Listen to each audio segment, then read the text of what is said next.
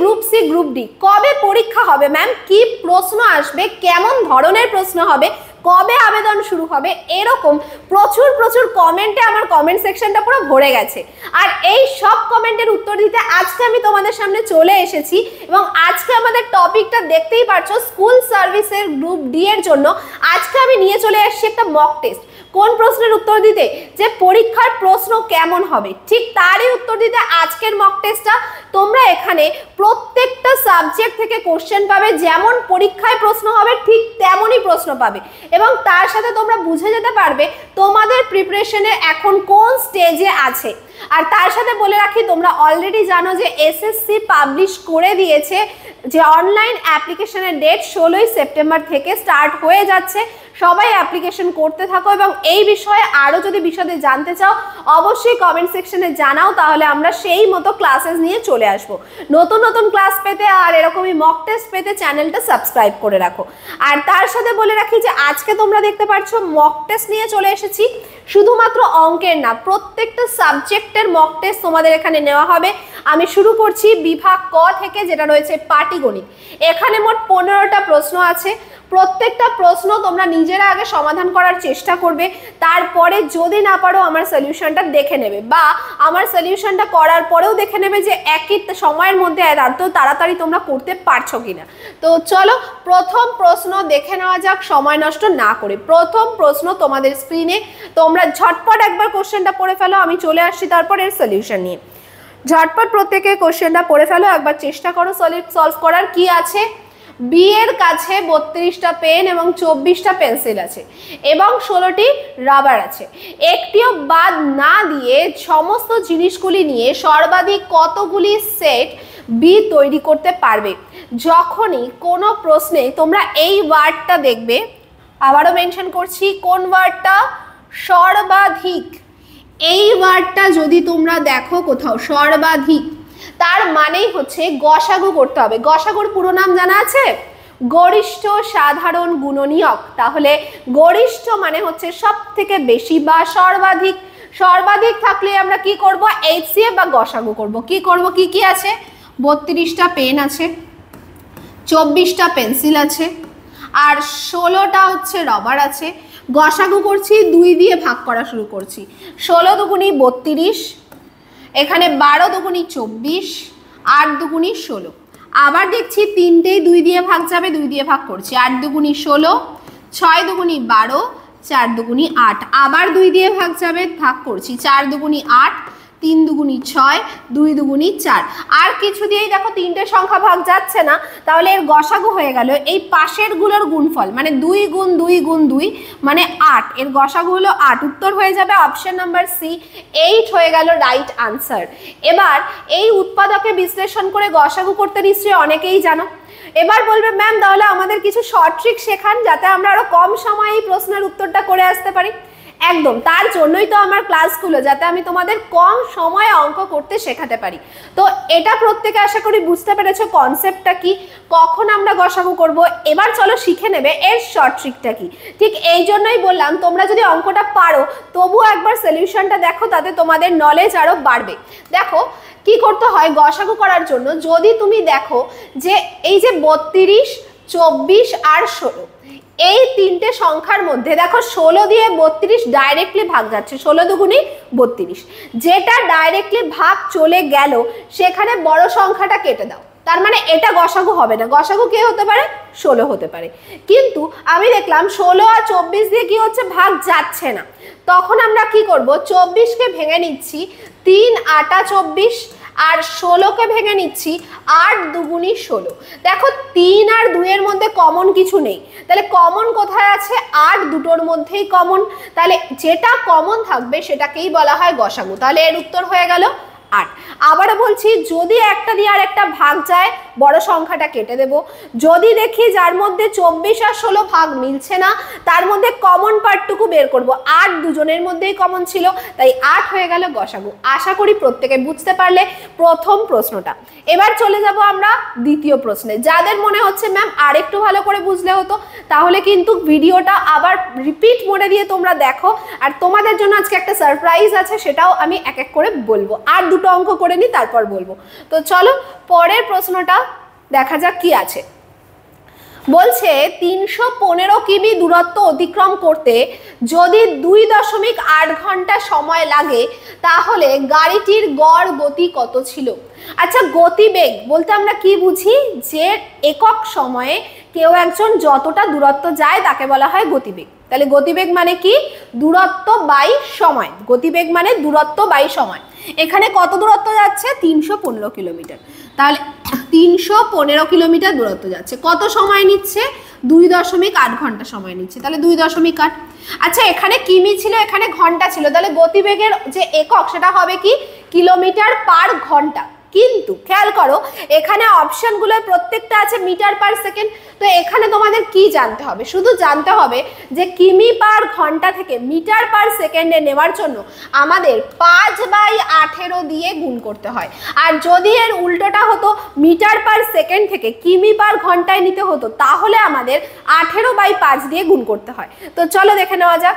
এখানে আমরা কি করছি? পয়েন্টটা উঠিয়ে দিলাম, তার জন্য একটা শূন্য বসিয়ে দিলাম।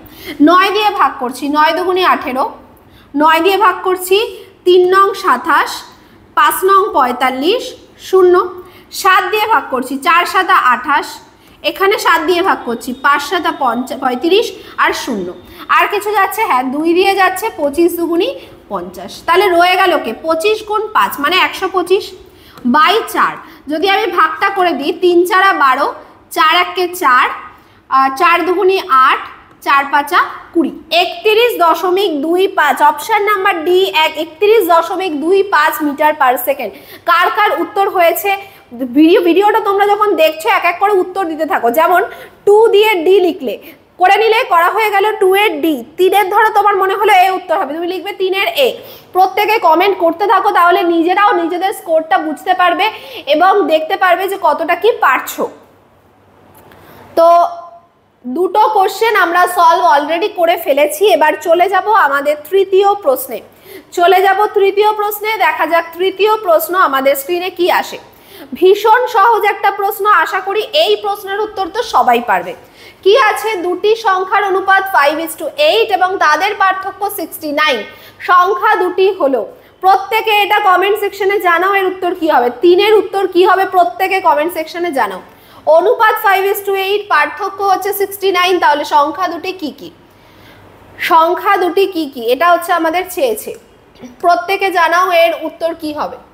যখনই অনুপাত দুটো 5:8 হয়, আমরা অনুপাতের পার্থক্য দেখব কত? 3।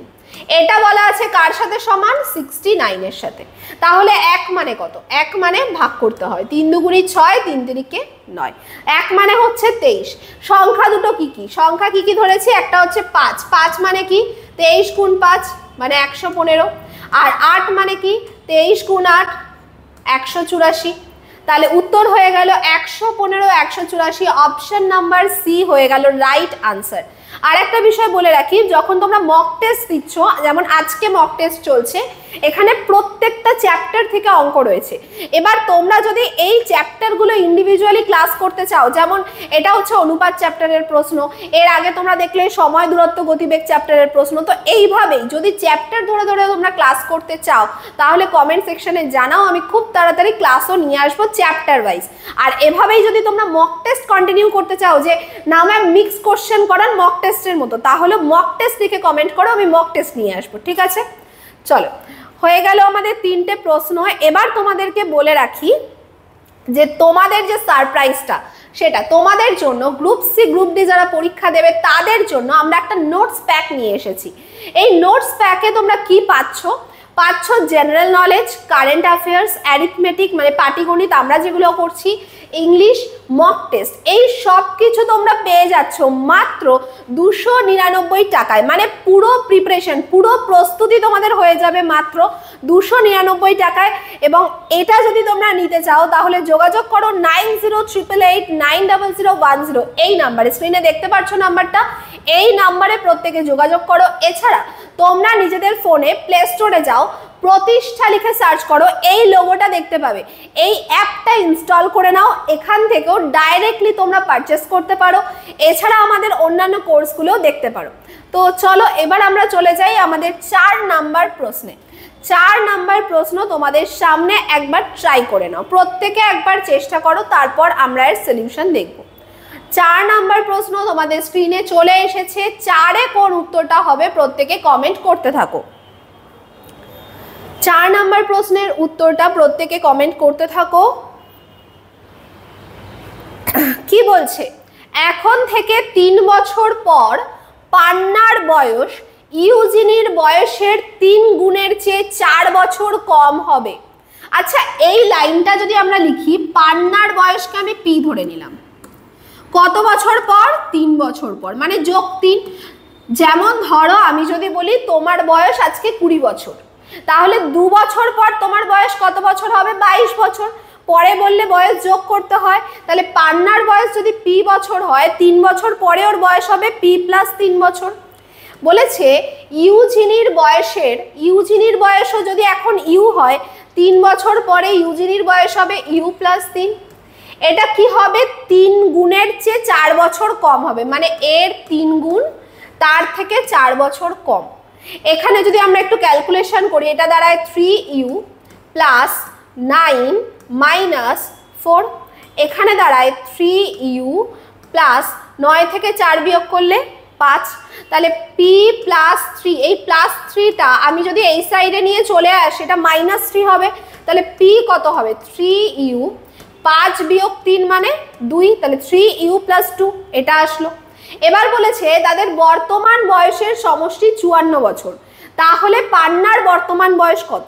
মানে ইউ প্লাস পি বলা আছে 54, তাহলে আমি যদি ইউ এর জায়গায় লিখে দিই পি মাইনাস 54, একই ব্যাপার, পি মাইনাস বা 54 মাইনাস পি, টোটাল তো 54 বছর, তার মধ্যে আমি নিয়ে নিলাম তাহলে ইউ কত? 54 থেকে পান্নার বয়স বাদ দিয়ে দিচ্ছি, তাহলে ইউজিনির বয়স পেয়ে যাচ্ছি 54 মাইনাস পি, এটা প্লাস 2 করলে আসছে দেখো 3 4 12, 2 হাতে 1, 3 5 15, 162 মাইনাস 3p প্লাস 2, তাহলে 162 আর 2 164 হবে। 3pটা এই সাইডে গেলে প্লাস 3p হবে, তার মানে এই লাইনটার পরে আমি এই জায়গাটায় লিখছি, এই লাইনটার পরে এখানে লিখছি, তাহলে বুঝতে সুবিধা হবে। তাহলে দেখো এদিকে p ছিল, p প্লাস 3p হয়ে গেল 4p, এদিকে হলো 164, তাহলে পি কত? 4 দিয়ে ভাগ করলে 4 ছাড়া 16, 4 একে 4, এই হচ্ছে পান্নার বয়স। অপশন নাম্বার এ 41 বছর। কে কে অঙ্কটা করে ফেলেছিলে জানো? কে কে অঙ্কটা করে ফেলেছিলে জানো? যখনই ক্লাস করছো, যত কমেন্ট করবে, যত তোমরা এর মধ্যে এঙ্গেজ হবে, ততই কিন্তু তোমরা শিখবে। আর এই জন্যই আমি চেষ্টা করি লাইভ ক্লাসও আনতে, খুব তাড়াতাড়ি আশা করি লাইভ ক্লাসও নিয়ে আসতে পারবো। চলো, তাহলে 4টে প্রশ্ন আমাদের ডান, অপশন নাম্বার এ 41 বছর আমাদের আনসার চলে এসেছে। এবার চলে যাব আমি 5 নাম্বার প্রশ্নে। 5 নাম্বার প্রশ্নেও আমি তোমাদের একটু টাইম দিচ্ছি সলভ করার, প্রত্যেকে একবার চেষ্টা করো।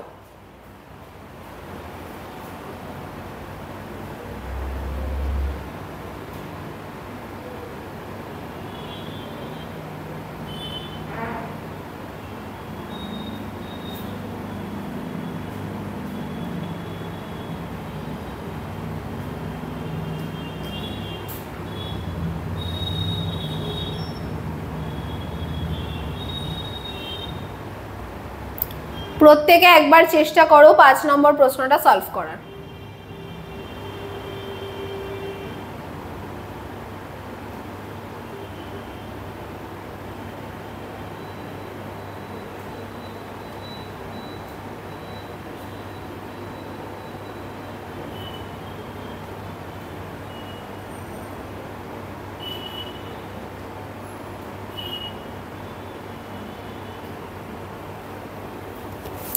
চলো স্টার্ট করছি। কি আছে? একটি পরীক্ষায় পাশ করার জন্য মোট 310 নম্বর পেতে হয়। একটি ছাত্র 28% নম্বর পেল এবং সে 93 নম্বরের জন্য ফেল করলো। একজন ছাত্র সর্বাধিক কত নম্বর পেতে পারে? আচ্ছা, পাশ করতে হলে কত পেতে হবে? পাশ করতে হলে পেতে হবে 310, কিন্তু 93 নম্বরের জন্য ফেল করেছে, তাহলে কত নম্বর পেয়েছে? 93 নম্বর কম পেয়ে যদি ফেল করে তাহলে পেয়েছে কত নম্বর? 310 বিয়োগ 93 মানে 217 নম্বর পেয়েছে। কত পার্সেন্ট নম্বর পেয়েছে? 28% নম্বর পেয়েছে। তাহলে আমরা বলতে পারি তো 28% মানেই হচ্ছে 217 নম্বর। চেয়েছে সর্বাধিক কত নম্বর পেতে পারে, সর্বাধিক নম্বর সবসময় 100% ধরবে। তাহলে 217 বাই 28 গুণ 100, এটা। আচ্ছা আমরা ভাগ করা শুরু করি। 4 7 28, 4 25 100, 7 দিয়ে ভাগ করছি, 3 7 21, 7 1 কে 7, তাহলে গুণ করলে আসছে 25 1 কে 25, 5 হাতে 2, 3 25 75 আর 2 77, মানে আমাদের উত্তর আসলো 775। অপশন নাম্বার সি হয়ে গেল right answer. Option number C হয়ে গেল রাইট আনসারের। এই প্রশ্নটা শতকরা চ্যাপ্টার থেকে, শতকরা আর অনুপাত চ্যাপ্টারটা ভীষণ ইম্পর্টেন্ট, এখান থেকে প্রচুর প্রশ্ন পরীক্ষায় আসে। ওকে, চলো চলে যাচ্ছি পরবর্তী প্রশ্নে। পরবর্তী প্রশ্নটা দেখে নিচ্ছি কি আছে। রয়েছে একটি দ্রব্য 12% লাভে বিক্রি করা হয়, যদি ক্রয় মূল্য 10% কম হয় এবং বিক্রয় মূল্য 5.75 টাকা বেশি হয় তবে লাভ হবে 30%। তাহলে 20% লাভে দ্রব্যটির বিক্রয় মূল্য কত হবে? ঠিক আছে, এই হচ্ছে প্রশ্ন। প্রথমত আমি ধরে নিলাম দ্রব্যটার ক্রয় মূল্য, ধরে নিচ্ছি দ্রব্যটার ক্রয় মূল্য 100 টাকা। তাহলে 12% লাভে যখন বিক্রি হবে তখন বিক্রয় মূল্য হবে 112 টাকা, 12 টাকা বেশি দামে বিক্রি হলো। এবার বলছে যদি ক্রয় মূল্য 10% কম হয়, 100 টাকায় 10 টাকা কম হওয়া মানে 90 টাকা হয়, এবং বিক্রয় মূল্য এত টাকা বেশি হয় তবে লাভ হবে 30%। তাহলে লাভ যদি 90 এর 30% হয় মানে 90 গুণ 130 বাই 100। এটা যারা বুঝতে পারছো না তাদের লাভ ক্ষতির যে ক্লাস সেটা দেখতে হবে, লাভ ক্ষতির ক্লাস দেখলে বুঝতে পারবে। 13 গুণ 9 করলে হয় 117। তাহলে 112 টাকা আগে বিক্রয় মূল্য ছিল, এখন বিক্রয় মূল্য 117 টাকা হয়েছে। তাহলে কত টাকা বিক্রয় মূল্য বেড়েছে? 5 টাকা। প্রশ্নে বলেছে কত বাড়বে? 5.75। তাহলে আমরা তুলনা করছি, 5 মানেই হলো 5.75। তাহলে 1 মানে কত? 1.15। চেয়েছে আমাদের যে যদি 20% লাভে বিক্রয় মূল্য কত। দেখো 100 যদি ক্রয় মূল্য হয়, 20% লাভে বিক্রয় মূল্য 120, তাহলে ডাইরেক্টলি আমরা বের করি 120 মানে কত। তাহলে 1.15 গুণ 120, এটা করলে আমরা আনসার পেয়ে যাব। তো দেখা যাক এখানে কি আছে। 12 দিয়ে গুণ করছি, লাস্টে একটা শূন্য রাখলাম। 5 12 60, 60 শূন্য, হাতে রইল 6, 12 1 কে 12 আর 6 18 8, হাতে রইল 1, 12 1 কে 12 আর 1 13, আর দুটোর আগে দশমিক। তাহলে 138 টাকা। অপশন নাম্বার সি হয়ে গেল রাইট আনসার। প্রত্যেকে দেখে নাও লাভ ক্ষতির, এটা খুব গুরুত্বপূর্ণ একটা অঙ্ক। এই টাইপটা প্রচুরবার পরীক্ষায় আসে এবং তোমাদের এই পরীক্ষাতে আসারও সম্ভাবনা রয়েছে। খুব গুরুত্বপূর্ণ একটা অঙ্ক। ওকে, চলো তাহলে 6টা অঙ্ক আমরা অলরেডি করে ফেলেছি। এবার চলে যাব আমরা 7 নম্বর প্রশ্নে। 7 নম্বর প্রশ্ন কি আছে দেখা যাক। কি বলছে যে সোনু মোনার থেকে 10% বেশি বিনিয়োগ করে এবং মোনা রঘুর থেকে 10% কম বিনিয়োগ করে। তিনজন মিলে যদি মোট 5,780 টাকা বিনিয়োগ করে তাহলে রঘু কত টাকা বিনিয়োগ করেছিল নির্ণয় করো। যারটা চেয়েছে রঘু, আমরা তাকেই ধরে নিই। চলো, রঘুটা চেয়েছে তো আমি রঘুকে ধরে নিলাম। রঘু মোট 100 টাকা বিনিয়োগ করেছে, এটা আমি ধরে নিলাম। এবার এই লাইনটায় আসো, বলছে মোনা রঘুর থেকে 10% কম বিনিয়োগ করে। মোনা যদি রঘুর থেকে 10% কম বিনিয়োগ করে তাহলে মোনা কত বিনিয়োগ করবে? 100-র 10% মানে 10 টাকা।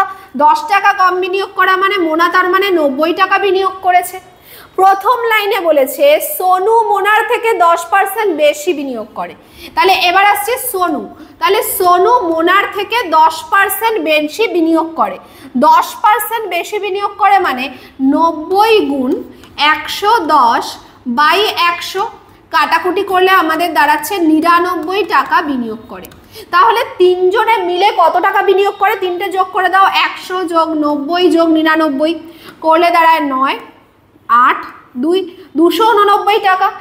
এর ভ্যালু বলা আছে 5780 টাকা। তাহলে এক মানে কত? দেখো এর দ্বিগুণ লেখা রয়েছে 20 টাকা।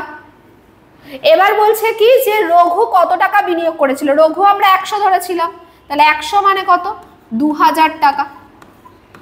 উত্তর অপশন নাম্বার বি 2000 টাকা হয়ে গেল রাইট আনসার। দেখে নাও সলিউশন, 2000 টাকা হয়ে গেল রাইট আনসার। সলিউশন দেখে নাও।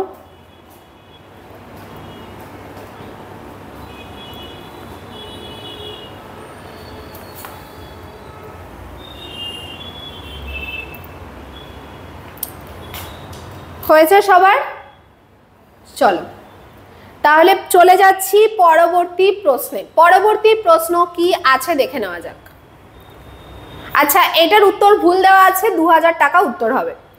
36 জন ব্যক্তি 140 মিটার লম্বা একটি প্রাচীর তৈরি করতে পারে 21 দিনে। 14 দিনে ওই প্রাচীর তৈরি করতে কতজন ব্যক্তির প্রয়োজন?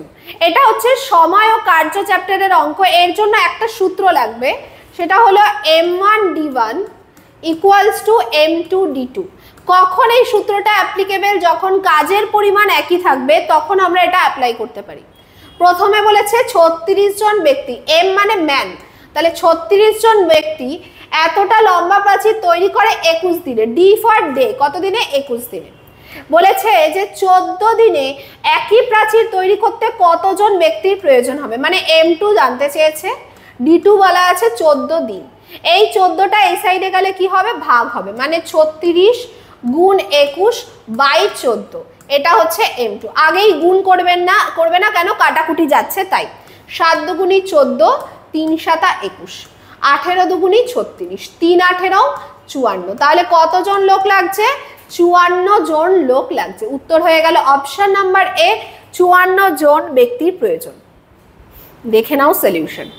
আর এই অঙ্কগুলো করার জন্য প্রত্যেকের চ্যাপ্টারগুলো আগে রেডি করে নিতে হবে। যাদের এখনো চ্যাপ্টার রেডি নেই তাদের কিন্তু বুঝতে অসুবিধা হবে, তার জন্য চ্যাপ্টারগুলো আগে করে নিতে হবে। আর যারা মনে করছো যে চ্যাপ্টারও করব ম্যাম, সাথে সাথে মক টেস্টও করব, খুব ভালো একটা করে চ্যাপ্টার রেডি করো, আর মক টেস্ট থেকেও নতুন নতুন অঙ্ক শিখতে পারবে। চলো পরবর্তী প্রশ্নে চলে যাচ্ছি। পরবর্তী প্রশ্ন বলছে বি ও সি নল দুটি একত্রে একটি খালি চৌবাচ্চায় যত সময়ে পূর্ণ করে এ একা সেই সময়ে খালি চৌবাচ্চাটি পূর্ণ করতে পারে। বি প্লাস সি এর যা দক্ষতা এর দক্ষতা তার সমান, এটা বলা আছে। যদি এ ও বি নল দুটি একত্রে একটি খালি চৌবাচ্চা 10 মিনিটে এবং সি নলটি 15 মিনিটে পূর্ণ করতে পারে। বলছে এ আর বি নল কাজ করলে 10 মিনিটে পূর্ণ হয়, আর সি নল কাজ করলে 15 মিনিটে পূর্ণ হয়। তাহলে এ নলটি একা কতক্ষণে খালি চৌবাচ্চা পূর্ণ করতে পারবে? এখানে আমরা এলসিএম মেথড ইউজ করব। যারা আমার ক্লাস দেখেছো সময় কার্যের প্রত্যেকে জানো এলসিএম মেথড কি, যারা দেখোনি তাদেরকে বলবো অবশ্যই ক্লাসটা আগে দেখে আসো। 10 আর 15 লসাগু হয় 30, এটা ভাগ করলে পাচ্ছি 3, 15 দুগুণী 30।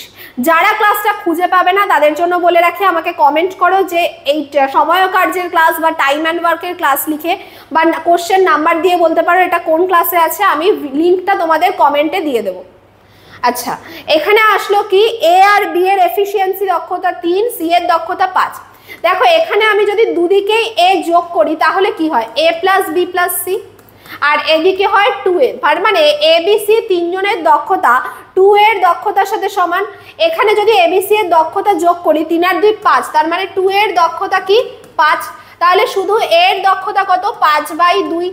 আমাদের চেয়েছে এর কত সময় লাগবে, তাহলে এ কে ভর্তি করতে হবে 30, কত সময়? 5/2 দক্ষতা নিয়ে। তাহলে 30 গুণ 2/5, 5 6 30, 6 দুগুণী 12।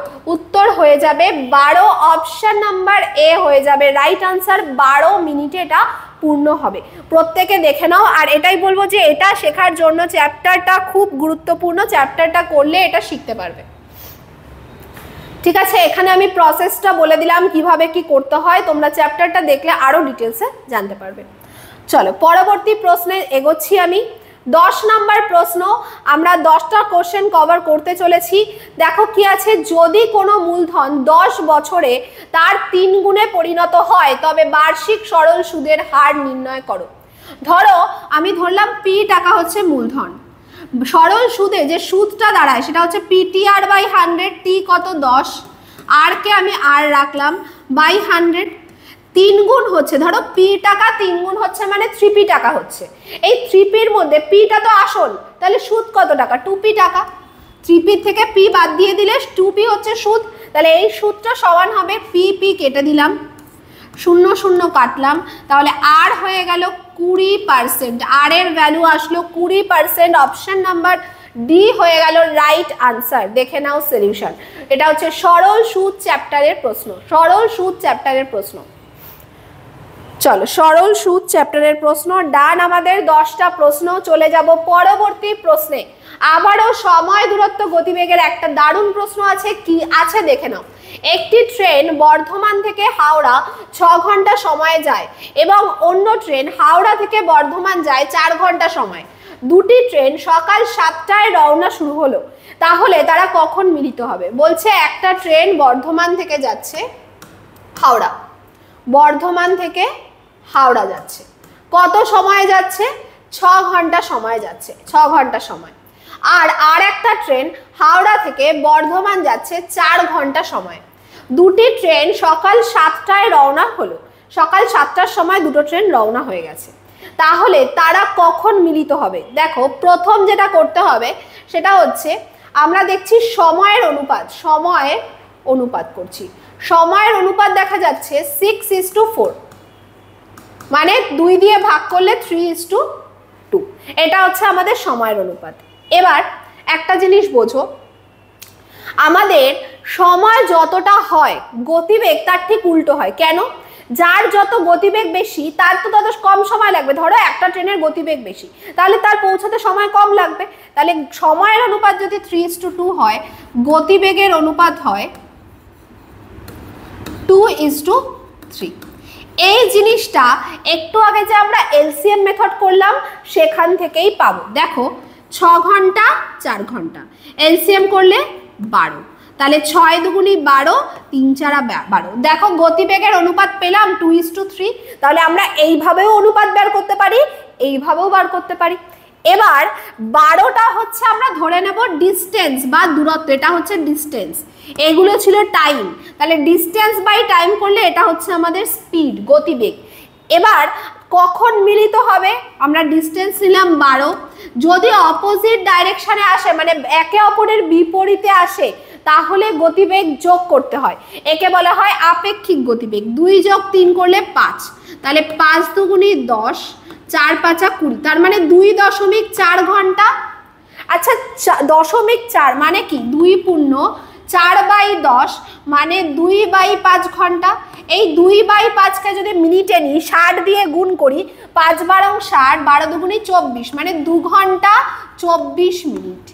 সকাল 7টায় রওনা হয়েছিল, 2 ঘন্টা 24 মিনিট পরে মানে 9টা 24-এর সময়, তাহলে ওরা মিলিত হবে। উত্তর হয়ে যাবে option number C, option number C হয়ে যাবে রাইট আনসার। ওকে, দেখে নাও সলিউশন। তাহলে যখনই আমরা একটা মেথড শিখছি, যেমন এলসিএম মেথড, শুধু একটা চ্যাপ্টারের জন্য শিখি না, আমরা সেখান থেকে সময় কার্য করতে পারবো, নল ও চৌবাচ্চা করতে পারবো, সময় দূরত্ব গতিবেগ করতে পারবো, নৌকা ও স্রোত করতে পারবো, 4-5টা চ্যাপ্টারে আমরা এই পদ্ধতিটা ব্যবহার করতে পারবো। ওকে, চলো চলে যাচ্ছি পরবর্তী প্রশ্নে। 12 নম্বর প্রশ্ন, আবারও একটা ট্রেনের প্রশ্ন। কি আছে দেখা যাক। বলছে দুটি ট্রেনের দৈর্ঘ্য যথাক্রমে 80 মিটার আর 90 মিটার। ওরা যথাক্রমে 10 মিটার পার সেকেন্ড এবং 7 মিটার পার সেকেন্ড গতিবেগে পরস্পরের দিকে ধাবিত হলে কত সময় পরস্পরকে অতিক্রম করবে? আবারও দুটো ট্রেন যখন বিপরীত দিক থেকে আসে, একে অপরকে অতিক্রম করা মানে হলো দুটো ট্রেনের দৈর্ঘ্যের যোগফলকে অতিক্রম করা। তার মানে 80 যোগ 90, টোটাল কত অতিক্রম করতে হবে? 170 মিটার। যখন দুজন বিপরীত দিক থেকে আসে আপেক্ষিক গতিবেগ যোগ হয়, তাহলে 10 যোগ 7 17 মিটার পার সেকেন্ড। তাহলে 117 যেতে হবে 17 গতিবেগ নিয়ে, সময় লাগবে তার মানে 10 সেকেন্ড। উত্তর হয়ে যাবে অপশন নাম্বার ডি, 10 সেকেন্ডে ওরা একে অপরকে অতিক্রম করবে। উত্তর হয়ে গেল 10 সেকেন্ড। আর যদি ওরা বিপরীত দিকে না এসে একই দিকে যেত তাহলে আপেক্ষিক গতিবেগ বিয়োগ হতো, মানে 10 বিয়োগ 7 হতো যদি একই দিকে যেত। যেহেতু বিপরীত দিকে আসছে তাই 10 যোগ 7 17 হলো। ওকে, চলো পরবর্তী প্রশ্ন চলে যাব 13 নাম্বার প্রশ্নে। আবার একটা নৌকা ও স্রোতের প্রশ্ন। কি বলছে, একজন জেলে স্রোতের বিপরীতে 2 কিমি যেতে সময় নেয় 20 মিনিট।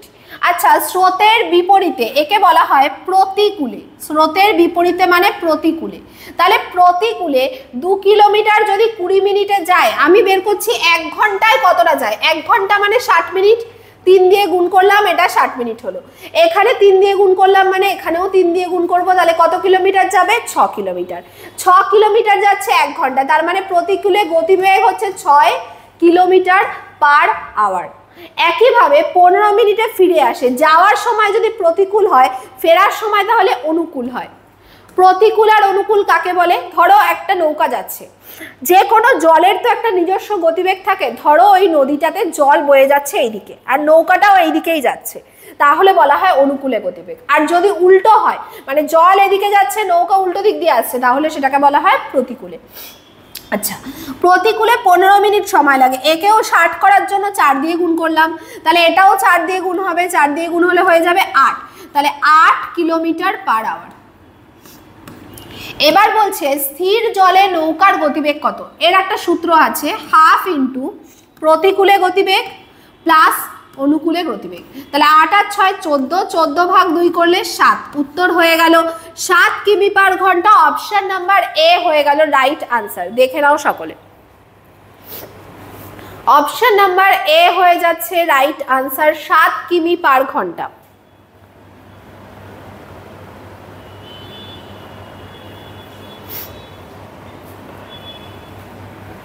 চলে যাচ্ছি পরবর্তী প্রশ্নে।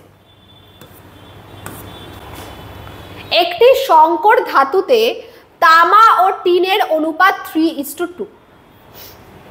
আচ্ছা, সংকর ধাতু রয়েছে, তামা রয়েছে আর টিন রয়েছে, কি অনুপাত, 3:2।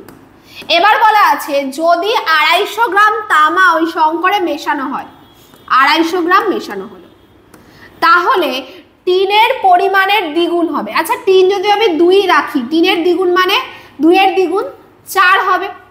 বলছে টিনের পরিমাপ তাহলে কত, 3 থেকে 4 হলো মানে কত বাড়লো, 1 বাড়লো, তাহলে 1 মানে 250।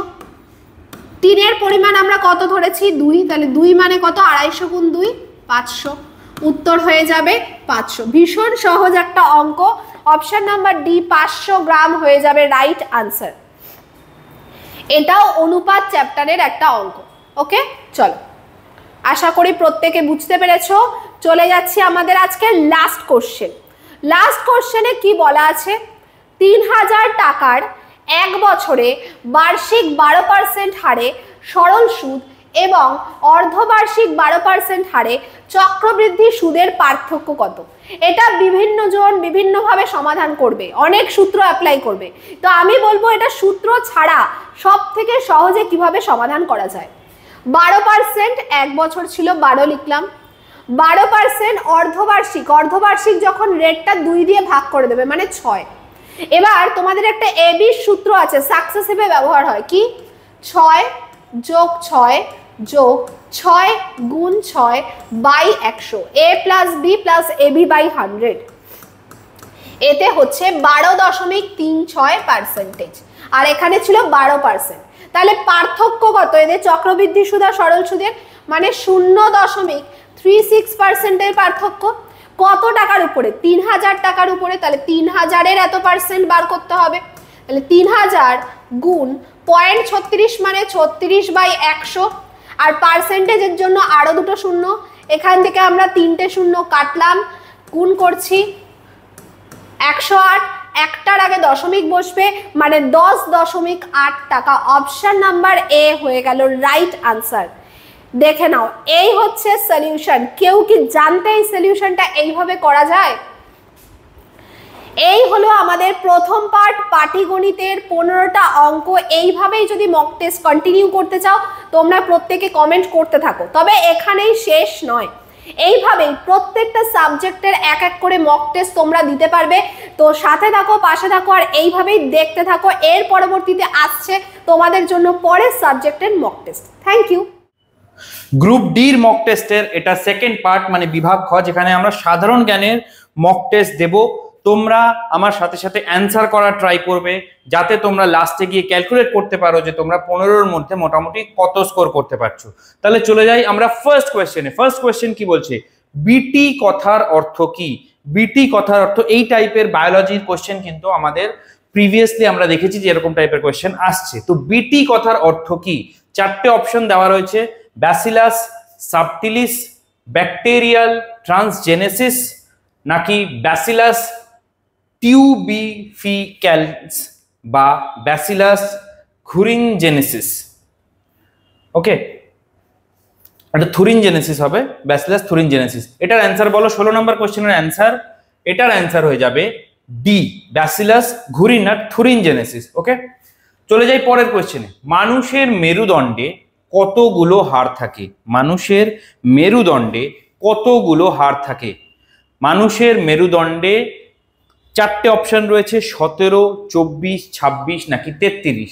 মানুষের মেরুদণ্ডে 33টি হাড় থাকে। 33টি হাড় দেখো, 7টি কার্ভিকাল, থোরাসিক হচ্ছে 12টি, লাম্বার হচ্ছে 5টি, স্যাক্রাম 5টি এবং কক্সি হচ্ছে 4টি। এই হচ্ছে মানুষের মেরুদণ্ডে উপস্থিত হাড়গুলো। পরের কোয়েশ্চেন, মার্স গ্যাস হলো, এটা খুব সিম্পল এবং বিভিন্ন পরীক্ষায় আসা একটা কোয়েশ্চেন। মার্স গ্যাস কাকে বলা হয়? ইথেন, মিথেন, ইথিলিন নাকি অ্যাসিটিলিন? মার্স গ্যাস বলা হয় মিথেনকে। মিথেন যেই গ্যাসটি তৈরি হয় বিভিন্ন অ্যানাইরোবিক প্রক্রিয়ার মাধ্যমে, অর্থাৎ অক্সিজেন ছাড়া জৈব পদার্থের পচনের মাধ্যমে তৈরি হয় হচ্ছে মিথেনের মতন গ্যাস। দেখবে আমরা যে আলেয়া দেখতে পাই, বিভিন্ন মোস্টলি আমরা দেখতে পাই হচ্ছে ধান খেতে, আমরা যে আলেয়া দেখতে পাই সেগুলো হচ্ছে এই মিথেন গ্যাস। এই মিথেন গ্যাস কি হয়? আগুনের সংস্পর্শে জ্বলে ওঠে এবং যেহেতু উপর দিয়ে ভাসে তাই মনে হয় ভেসে ভেসে জলের উপর দিয়ে আগুন ঘুরে বেড়াচ্ছে, যেটাকে আমরা বলি আলেয়া। অনেকে এটাকে ভূত ভেবেও ভয় পায়। চলে যাই পরের কোয়েশ্চেনে। জাতীয় সুরক্ষা দিবস কবে পালিত হয়?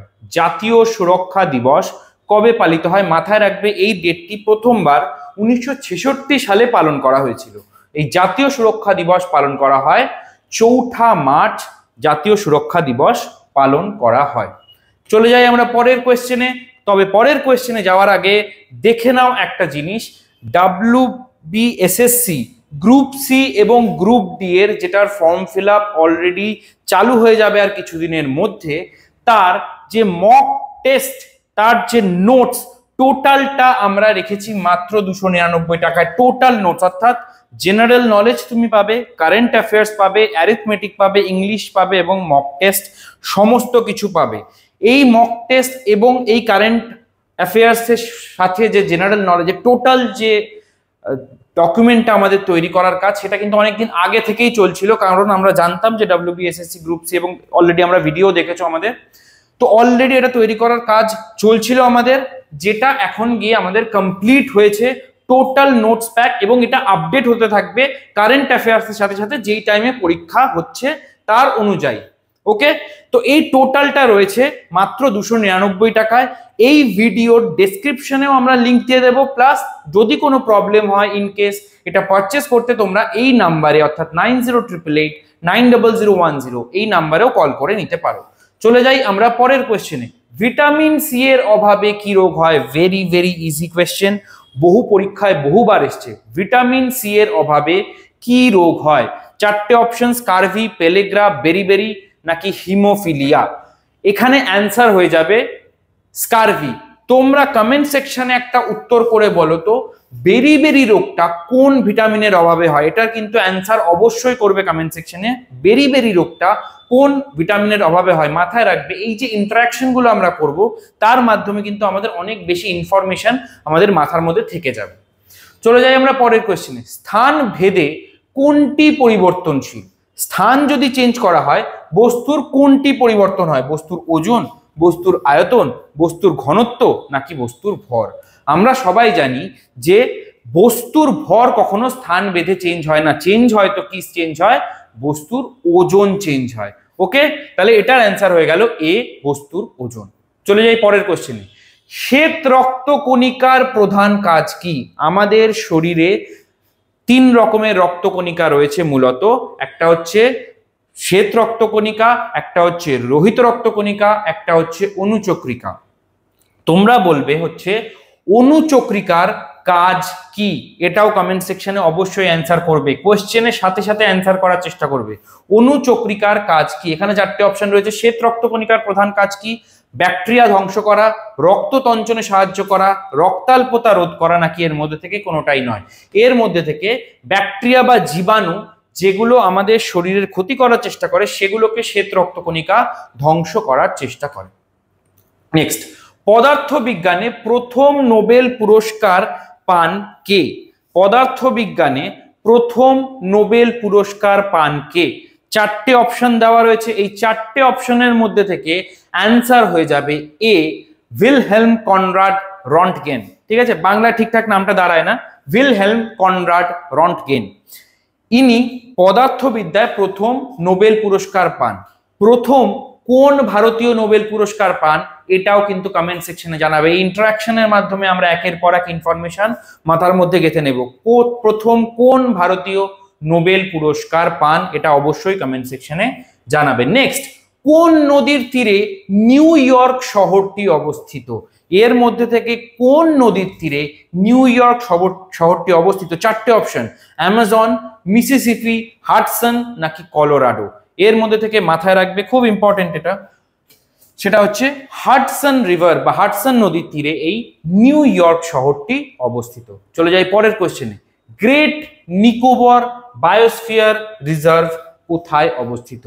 গ্রেট নিকোবর বায়োস্ফিয়ার রিজার্ভ কোথায় অবস্থিত? 4টে অপশন, আসাম, আন্দামান এন্ড নিকোবর, অরুণাচল প্রদেশ নাকি জম্মু এন্ড কাশ্মীর। কোশ্চেনটা আপাত দৃষ্টিতে ইজি লাগলেও মাথায় রাখবে শুধুমাত্র নিকোবর কিন্তু এটার অ্যান্সার নয়, আন্দামান এবং নিকোবর বোথ। আরো একটা জিনিস যেটা মাথায় রাখার বিষয় হলো আন্দামান এবং নিকোবর কিন্তু দ্বীপের সমষ্টি, দুটো দ্বীপ নয়, এখানে প্রায় 572 খানা দ্বীপ উপস্থিত রয়েছে এই আন্দামান এবং নিকোবরের মধ্যে। চলে যাই আমরা পরের কোশ্চেনে। মানুষের করোটিক স্নায়ুর সংখ্যা কত? মানুষের করোটিড স্নায়ুর সংখ্যা কত? 10 জোড়া, 11 জোড়া, 12 জোড়া নাকি 13 জোড়া? মানুষের করোটিড স্নায়ুর সংখ্যা কত? 12 জোড়া। মাথায় রাখবে, বহুবার কোয়েশ্চেনে রিপিটেটিভ ভাবে এই কোয়েশ্চেনগুলো এসছে। চলে যাই পরের কোয়েশ্চেনে। অজন্তা গুহা যেখানে আমরা প্রচুর গুহার চিত্র পাই আমাদের প্রাচীন এবং মধ্যযুগীয় ভারতের, সেটা কোন রাজ্যে অবস্থিত? 4টে অপশন, তামিলনাড়ু, মধ্যপ্রদেশ, উত্তরপ্রদেশ নাকি মহারাষ্ট্র। মাথায় রাখবে অজন্তা গুহা চিত্র আমরা পাই হচ্ছে মহারাষ্ট্রে।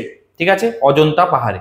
নেক্সট, চন্দ্রপ্রভা অভয়ারণ্য কোন রাজ্যে অবস্থিত? এই অভয়ারণ্য থেকেও আমরা কিন্তু প্রচুর কোশ্চেন দেখতে পাই। শুধু অভয়ারণ্য নয়, ন্যাশনাল পার্ক থেকেও আমরা বহু কোশ্চেন দেখতে পাই, বায়োস্ফিয়ার রিজার্ভ থেকে আমরা প্রচুর কোশ্চেন দেখতে পাই। তো এগুলো কিন্তু আমাদের পরীক্ষার জন্য যথেষ্ট ইম্পর্টেন্ট।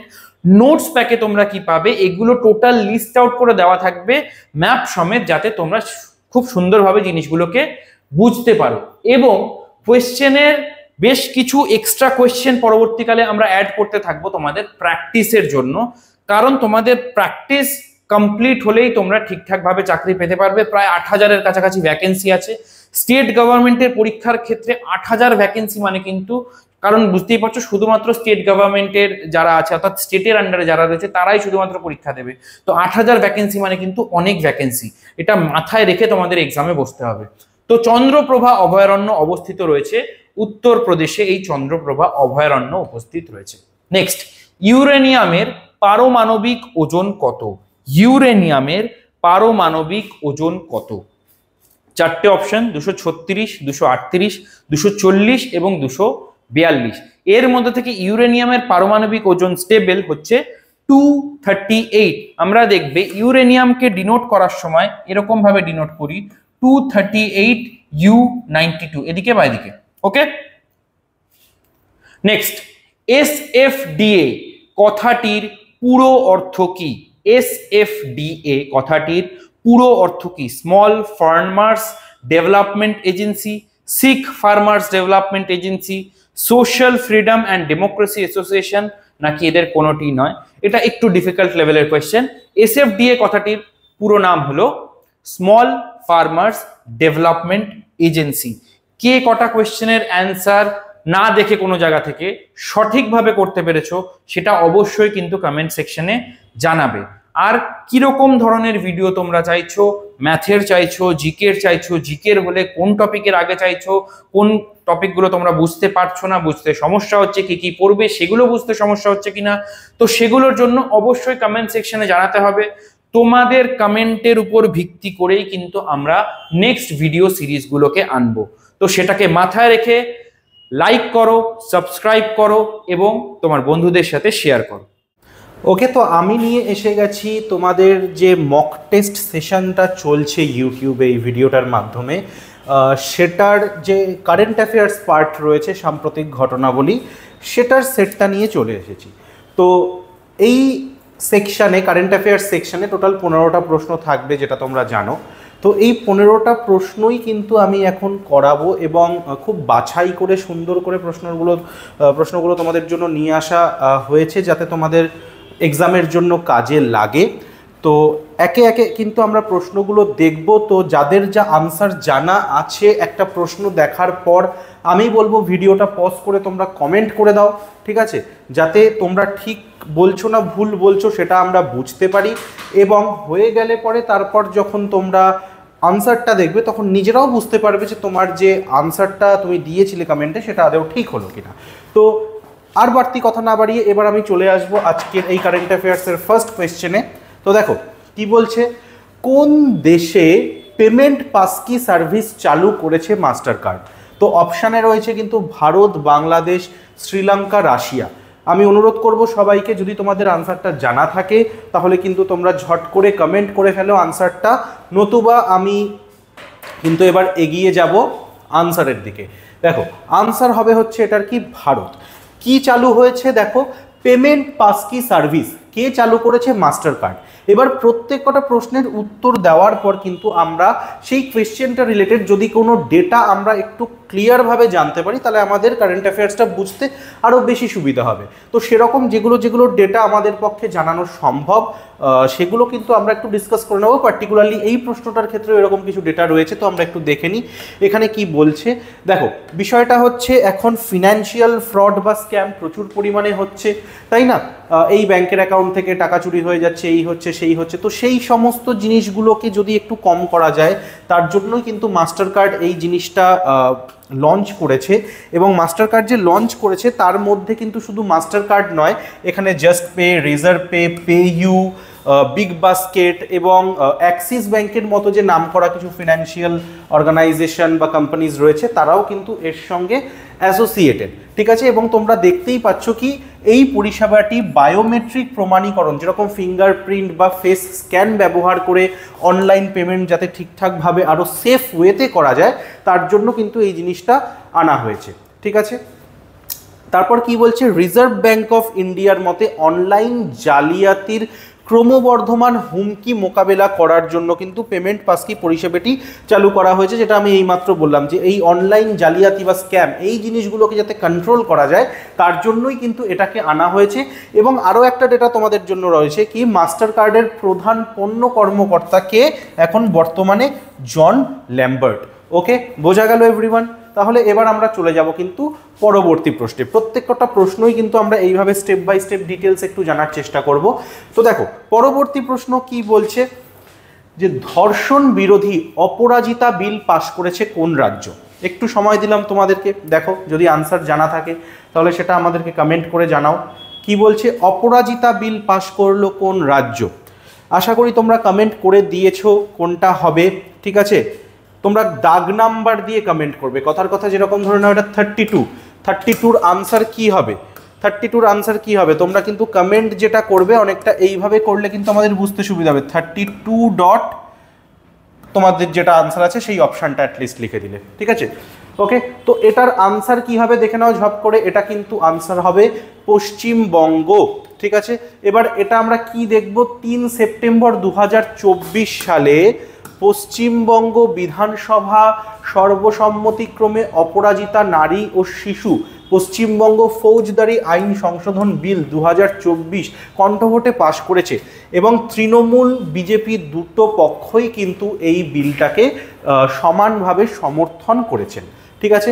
তো নেক্সট আমরা দেখে নেব পরবর্তী প্রশ্ন, 3 নম্বর প্রশ্ন আমাদের এখানে কি বলছে? ভারতের প্রথম কোস্টলাইন ওয়েডার্স বার্ড সেন্সাস পরিচালনা করেছে কোন রাজ্য? ঠিক আছে, দেখো পারো কি না একটু চেষ্টা করো। প্রথমে তোমরা অপশনগুলো তোমরা দেখতে পাচ্ছ কি কি? তামিলনাড়ু, মধ্যপ্রদেশ, গুজরাট এবং ঝাড়খণ্ড। দেখে নাও তোমরা পারছো কি না। চলো আনসার আশা করি করে দিয়েছো তোমরা, যারা যারা পারবে উত্তরটা দেখে নেব। এটার আনসার হবে কিন্তু কি? গুজরাট। কি বলছে এবার এটার ব্যাপারে একটু ডেটা আমরা জেনে নিই। দেখো কি বলছে, গুজরাট 3 থেকে 5 জানুয়ারি মেরিন ন্যাশনাল পার্ক এবং মেরিন অভয়ারণ্য, উপকূলীয় এবং জলযাত্রী পাখিদের গণনা করেছে, ঠিক আছে?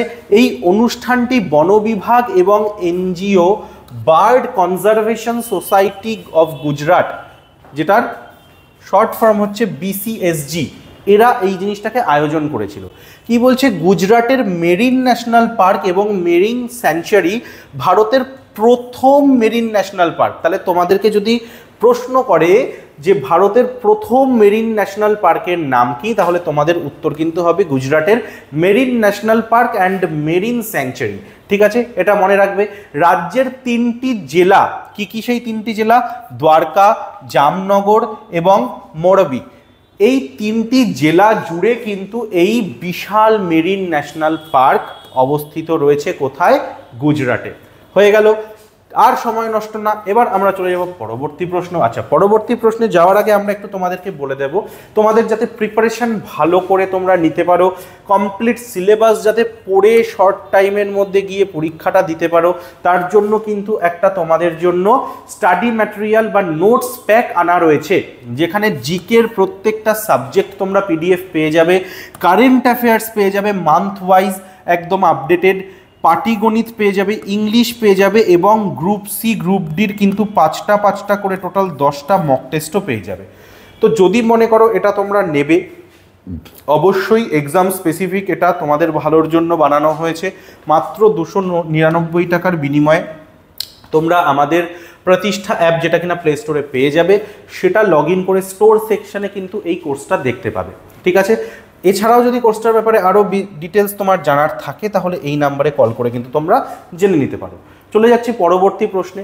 বলছে জাতিসংঘ নিরাপত্তা পরিষদ এর অস্থায়ী সদস্য হিসেবে কত বছরের জন্য যোগদান করলো পাকিস্তান?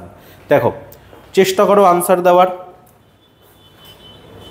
টাইম দিলাম, একটু চেষ্টা করো তোমরা আনসার দেওয়ার, দেখো হয় কি না।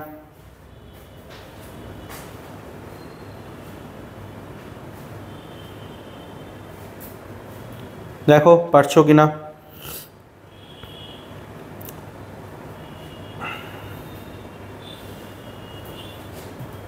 ওকে চলো, তো এটার উত্তর কি হবে আমরা একটু জেনে নিই।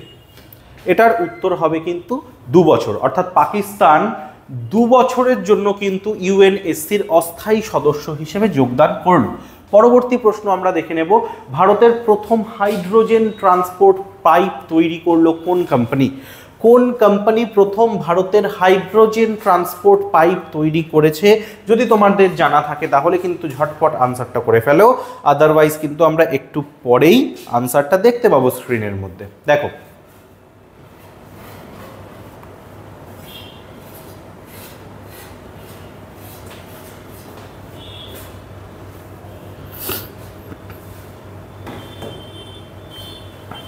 ওকে, তো চলো এটার আনসার কি হবে? এটার আনসার হবে হচ্ছে টাটা স্টিল। তাহলে টাটা স্টিল হলো সেই কোম্পানি যে কিনা হাইড্রোজেন ট্রান্সপোর্ট পাইপ ফার্স্ট তৈরি করেছে ভারতের মধ্যে, ঠিক আছে? পরবর্তী প্রশ্ন, দক্ষিণ আফ্রিকাকে পরাজিত করে under-19 women's T20 world cup 2025 জিতলো কে? খুব সুন্দর প্রশ্ন, খেলার থেকে প্রশ্ন। দক্ষিণ আফ্রিকাকে পরাজিত করে under-19 women's T20 world cup 2025 কোন দল জিতেছে? অস্ট্রেলিয়া, ভারত, ইংল্যান্ড নাকি শ্রীলঙ্কা? দেখো ঝটপট তোমরা আনসার দেওয়ার চেষ্টা করো, কি উত্তর হবে। আশা করি হয়ে গেছে তোমাদের আনসার দেওয়া। তাহলে আমরা দেখে নেব উত্তর, এবং উত্তর কি রয়েছে? আনসার হবে কিন্তু ভারত। ঠিক আছে, এর ব্যাপারে এবার আমরা কি কি ডিটেলস জানবো চলো দেখি। কি বলছে? বলছে প্রথম টুর্নামেন্টটি ভারত 2023 সালের 18ই জানুয়ারিতে দক্ষিণ আফ্রিকায় যেটা অনুষ্ঠিত হয়েছিল সেটায় শেফালি ভার্মার নেতৃত্বে প্রথম সংস্করণটি জিতেছিল। তারা ফাইনালে ইংল্যান্ডকে হারিয়েছিল। অর্থাৎ 2025 সালেও দেখো 2025 সালেও ইন্ডিয়া জিতেছে, এবং 2023 সালেও কে জিতেছে? 2023 সালেও ইন্ডিয়া জিতেছে, অর্থাৎ দুবার জিতলো। ঠিক আছে, এরপর এই যে এখানে লেখাই আছে যে পরাজিত করে দ্বিতীয়বারের জন্য বিশ্বকাপ টি20-র শিরোপা জিতেছে ভারত। এরপর কি বলছে দেখো, মালয়েশিয়ার কুয়ালালামপুরের বেওয়েমাস ওভালে অনুষ্ঠিত হয়েছিল।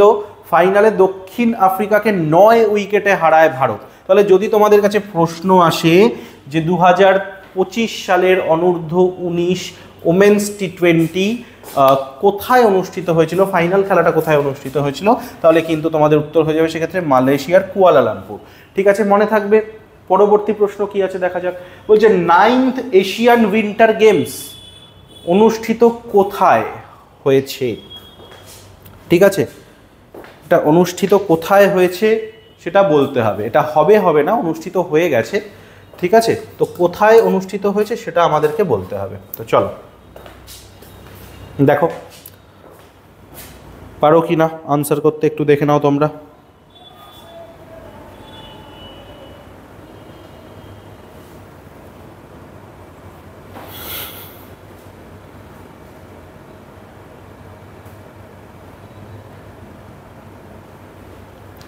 চলো, এটার উত্তর হবে কি? এটার উত্তর হবে চীন। এর ব্যাপারে কি ডিটেলস আমরা দেখব চলো দেখে নিই। বলছে চীনের হারবিন শহরে অনুষ্ঠিত হয়েছিল এটি, যা ফেব্রুয়ারি 7 থেকে 14, 2025 পর্যন্ত চলেছিল। অর্থাৎ 7 থেকে 14ই ফেব্রুয়ারি পর্যন্ত চলেছিল চীনের হারবিন শহরে। বলছে পরবর্তী এশিয়ান শীতকালীন গেমস কোথায় অনুষ্ঠিত হবে? সৌদি আরবে কিন্তু অনুষ্ঠিত হবে। তো এটাও তোমাদের প্রশ্ন আসতে পারে যে উইন্টার এশিয়ান গেমস নেক্সট কোথায় অনুষ্ঠিত হবে? তো সেটার উত্তর কিন্তু থাকবে তোমাদের জন্য সৌদি আরব। ঠিক আছে, পরবর্তী প্রশ্ন। বর্তমানে ভারতের রামসার সাইটের সংখ্যা কটি? বর্তমানে ভারতে কটি রামসার সাইট আছে? দেখো এটার উত্তর কি হবে? এটার উত্তর হবে কিন্তু 89টা। ঠিক আছে, এবার এই ব্যাপারে আমরা কিছু ডিটেলস জেনে নেব। রামসার সাইট মানে কি? রামসার সাইট মানে হচ্ছে কিছু জলাভূমি যেগুলোকে ঠিকঠাকভাবে যাতে সুন্দর করে রাখা যায় সেইটার ব্যবস্থা নেওয়া হয়েছে কিন্তু সরকারের তরফ থেকে। দেখো এখানেই বলা রয়েছে রামসার কনভেনশন হলো একটি জলাভূমি সংরক্ষণ এবং সেগুলির সুসংহত ব্যবহারের জন্য আন্তর্জাতিক চুক্তি বা কনভেনশন।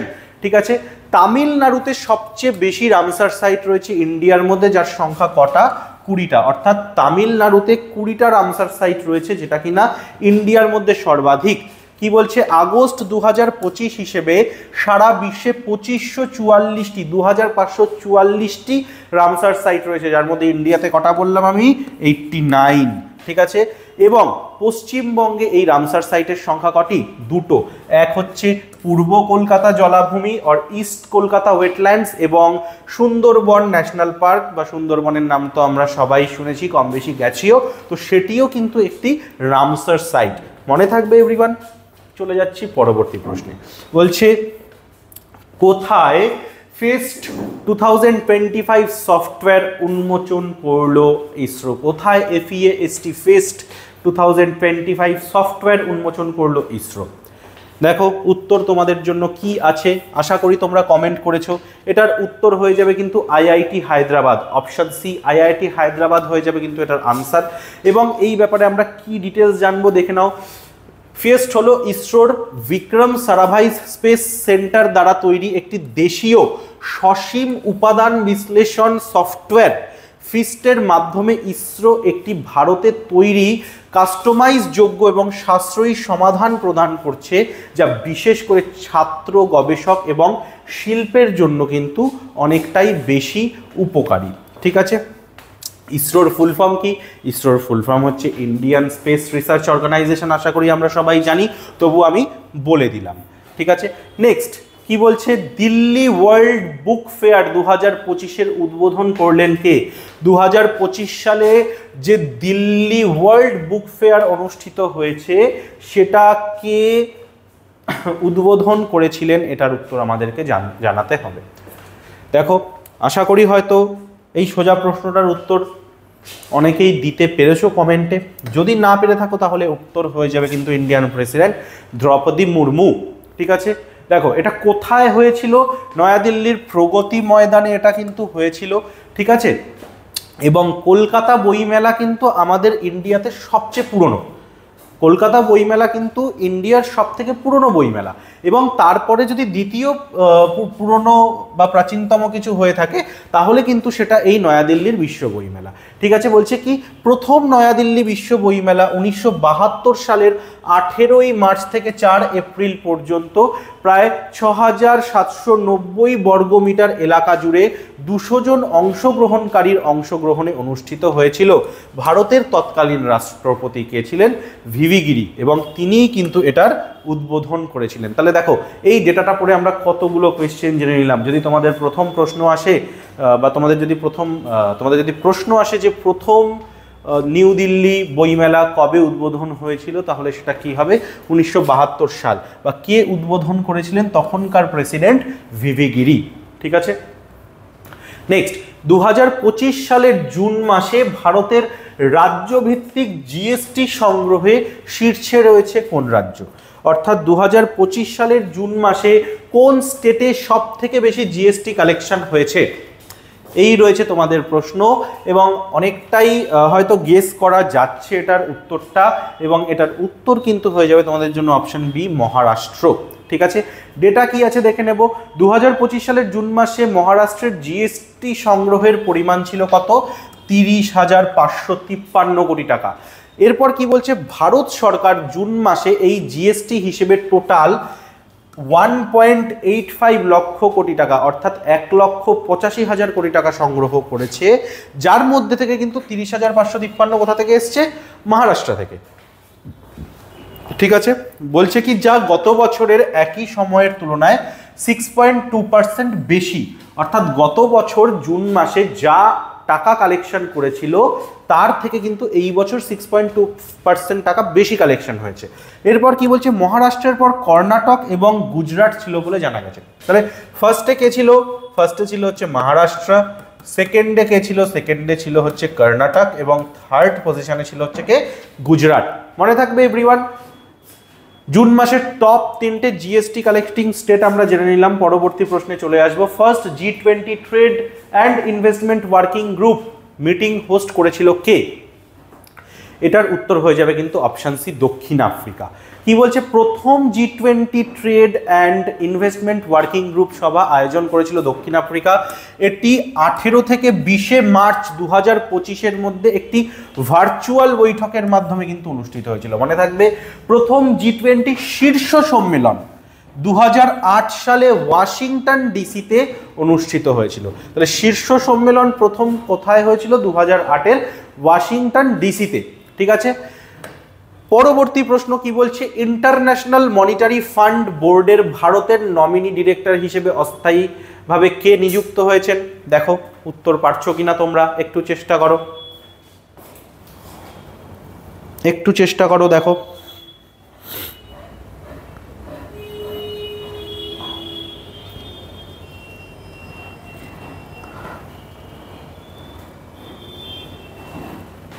দেখো এটার উত্তর কি হবে? এটার উত্তর হয়ে যাবে কিন্তু অপশন ডি, পরমেশ্বরন আইয়ার। ঠিক আছে, এখানে ইন্টারন্যাশনাল মনিটারি ফান্ডটা কি জিনিস? ইন্টারন্যাশনাল মনিটারি ফান্ড হচ্ছে একটা অর্গানাইজেশন যেটার মধ্যে কিন্তু ইন্ডিয়া তাদের যত ফরেন রিজার্ভ আছে বা সোনা আছে সেগুলো স্টোর করে বা সেগুলো রিজার্ভ করে রাখে। টোটাল ইন্টারন্যাশনাল মনিটারি ফান্ডের মধ্যে 190টা দেশ রয়েছে। ঠিক আছে, ইভেন এই ডিপোজিটের অ্যাগেনস্টে যদি দেশগুলো মনে করে যে তারা লোন নেবে, তাহলে কিন্তু তারা এই ইন্টারন্যাশনাল মনিটারি ফান্ডের থেকে লোনও নিতে পারে। বাট এখানে লোন নেওয়ার সিস্টেম কি একটু আলাদা, ভোটিংয়ের মাধ্যমে হয়। ধরো কেউ লোন ছিল, ইন্ডিয়া যদি লোন চায়, তাহলে এই 189-এর মধ্যে থেকে তো একজন ইন্ডিয়া, তাহলে রইল বাকি কজন? 190-এর মধ্যে থেকে একজন ইন্ডিয়া, রইল বাকি 189 জন। এবার এই 189 জন হচ্ছে ভোট করবে যে ইন্ডিয়াকে লোন দেওয়া উচিত কি উচিত না। যদি 50%-এর বেশি ভোট, যদি 50%-এর বেশি ভোট ইন্ডিয়া লোন পাওয়ার পক্ষে হয়, তবে কি ইন্ডিয়া লোন পাবে, আদারওয়াইজ পাবে না। ধরো 60% লোক বললো যে না ইন্ডিয়াকে লোন দেওয়া যাবে না, তাহলে কিন্তু ইন্ডিয়া লোন পাবে না। এরকম ভোটিং সিস্টেমে কিন্তু ওখানে লোন দেওয়া হয়। ওকে, পরবর্তী বলছে মহিলা ক্রিকেটে ট্রান্সজেন্ডার মহিলাদের ওপর নিষেধাজ্ঞা জারি করলো কোন ক্রিকেট বোর্ড? অর্থাৎ কোন দেশে ট্রান্সজেন্ডার ওমেন ক্রিকেটাররা কিন্তু ক্রিকেট খেলতে পারবে না, এদের ওপর সাসপেন্ড এনেছে কিন্তু England and Wales cricket board অর্থাৎ ইসিবি। ইংল্যান্ডে কিন্তু ট্রান্সজেন্ডার মহিলাদের ক্রিকেটার হিসেবে বা ক্রিকেট খেলতে তারা পারবে না, ইন্টারন্যাশনাল ক্রিকেট তারা খেলতে পারবে না। ওকে, পরবর্তী প্রশ্ন, প্রথম মহিলা সিআইএসএফ অফিসার হিসেবে মাউন্ট এভারেস্ট জয় করলেন কে? দেখো খুব ইম্পর্টেন্ট প্রশ্ন, খুব সুন্দর একটা প্রশ্ন, খুব ভালো প্রশ্ন। দেখো তোমরা উত্তর করতে পারো কিনা। প্রথম মহিলা সিআইএসএফ অফিসার হিসেবে মাউন্ট এভারেস্ট জয় করলেন কে? প্রথম মহিলা সিআইএসএফ অফিসার। তো চলো উত্তরটা দেখে নিই। এটার উত্তর হয়ে যাবে কি গীতা সমতা। ঠিক আছে, ডেটা কি আছে এর ব্যাপারে জেনে নেব আমরা। তিনি সিআইএসএফ এর একজন সাব ইন্সপেক্টর এবং 19 মে 2025 সালে এই ঐতিহাসিক কৃতিত্ব কিন্তু অর্জন করেছেন। তিনি কি পোস্টে রয়েছেন? সাব ইন্সপেক্টর পোস্টে রয়েছেন। এবং কবে এই ঘটনা ঘটেছে, মানে তিনি জয় করেছেন মাউন্ট এভারেস্ট? 19 মে 2025। ঠিক আছে, তারপর কি বলছে? 35 বছর বয়সী এই মহিলা কিন্তু 2011 সালে আধা সামরিক বাহিনী যোগদান করেন এবং বর্তমানে তিনি কেন্দ্রীয় শিল্প নিরাপত্তা বাহিনীর অর্থাৎ সিআইএসএফ এর উদয়পুর বিমানবন্দর ইউনিটে নিযুক্ত আছেন। 2019 সালে তিনি যে কোনো কেন্দ্রীয় সশস্ত্র পুলিশ বাহিনীর প্রথম মহিলা হিসেবে অর্থাৎ সিএপিএফ এর প্রথম মহিলা হিসেবে উত্তরাখণ্ডের মাউন্ট সান্তোপন্ত, যেটা কিনা 7075 মিটার উঁচু, এবং নেপালের মাউন্ট লেবুচে, যেটা 6119 মিটার উঁচু, এই দুটোও কিন্তু তিনি আরোহণ করেছিলেন। খুব ইম্পর্টেন্ট প্রশ্ন, এটা কিন্তু তোমরা দেখে রাখতে পারো, তোমাদের পরীক্ষার জন্য কিন্তু অনেকটাই কাজে লাগবে। ওকে, তো এটা ছিল হচ্ছে তোমাদের আজকের মক টেস্ট। ঠিক আছে, যেটা তোমরা পুরোটা কমপ্লিট করলে, আশা করি ভালো লাগলো।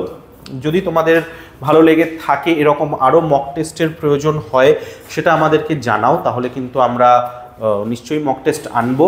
ঠিক আছে, যদি মক টেস্ট সেট 2 এর দরকার পড়ে, তাহলে সেট 2 লিখে গ্রুপ ডি সেট 2 বা গ্রুপ সি সেট 2 যেটা তোমাদের লাগবে সেটা তোমরা কমেন্টে আমাদেরকে জানাও। আমরা কিন্তু সেই হিসেবে তোমাদের জন্য নতুন আরও একটা সেট নিয়ে আসবো। এবং ওই যে আবারও বললাম, কমপ্লিট প্রিপারেশন যদি করতে চাও, তাহলে কিন্তু এই নোটস প্যাকটা নিতে একদম ভুলো না। Thank you.